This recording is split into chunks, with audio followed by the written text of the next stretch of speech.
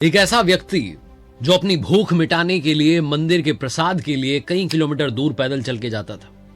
एक ऐसा व्यक्ति जिसके पास रहने के लिए जगह नहीं थी, दोस्त के घर में जमीन पर सोता था। एक ऐसा व्यक्ति जिसकी लाइफ बड़ी चैलेंजिंग थी, लेकिन उसने बैलेंसिंग ऐड की और लाइफ बदल दी। मैं बात कर रहा हूं एप्पल कंपनी के फाउंडर स्टीव जॉब्स की, जिन्होंने कहा कि सारी आवाजें छोड़कर अपने दिल की आवाज सुनिए, क्योंकि दिल को वाकई में पता होता है कि आप लाइफ में करना क्या चाहते हैं।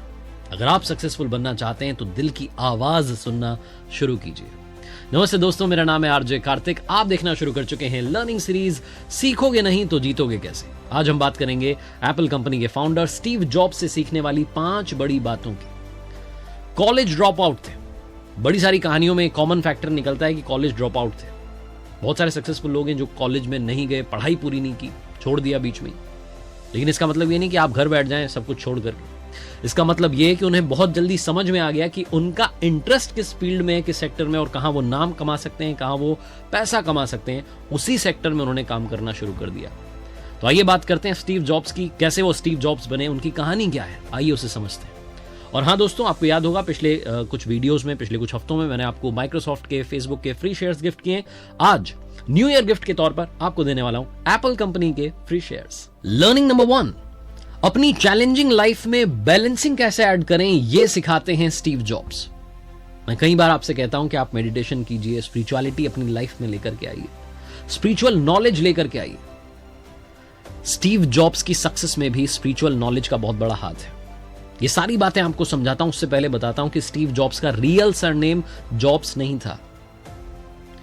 जो उनके बायोलॉजिकल पेरेंट्स थे, उनकी शादी नहीं हुई थी और इसीलिए वो चाह रहे थे कि ये बच्चा कोई गोद ले ले। पॉल जॉब्स और क्लोरा जॉब्स नाम का एक कपल था जिन्होंने स्टीव जॉब्स को अडॉप्ट किया और इन्हें सरनेम मिला। स्टीव जॉब्स के जो फादर थे पॉल जॉब्स, वो एक मैकेनिक थे। उनकी जो मां थी वो अकाउंटेंट थी। बाद में उन्होंने गैराज खोल लिया और उस गैराज में जो इलेक्ट्रॉनिक आइटम्स होते थे उनके साथ छेड़छाड़ करते थे स्टीव जॉब्स। उनको बड़ा अच्छा लगता था, वहीं से उनका इंटरेस्ट डेवलप हो।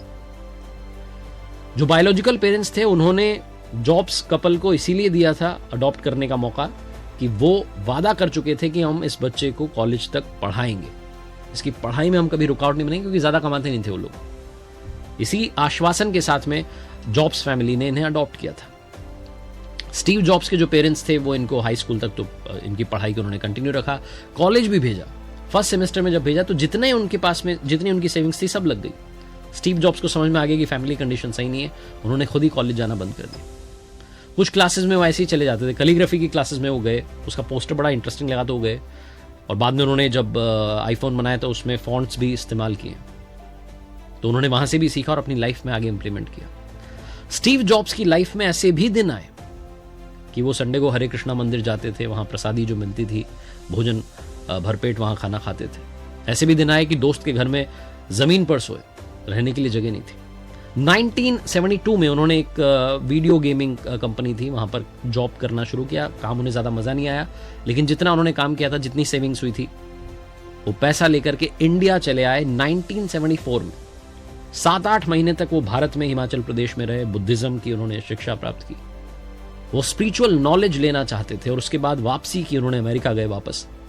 लेकिन जब वापस यूएस गए तो नए स्टीव जॉब्स के तौर पे गए, एक अलग ऊर्जा के साथ, एक अलग आत्मविश्वास के साथ, और वहां से अपनी लाइफ में चेंज लाना शुरू किया। सो चैलेंजिंग लाइफ में बैलेंसिंग कैसे ऐड करें, यह सबसे इंपॉर्टेंट बात है और यही सिखाते हैं स्टीव जॉब्स। आइए थोड़ा और डिटेल में बात करते हैं। लर्निंग नंबर 2, सीखने वाली दूसरी बात है कि अपनी लाइफ में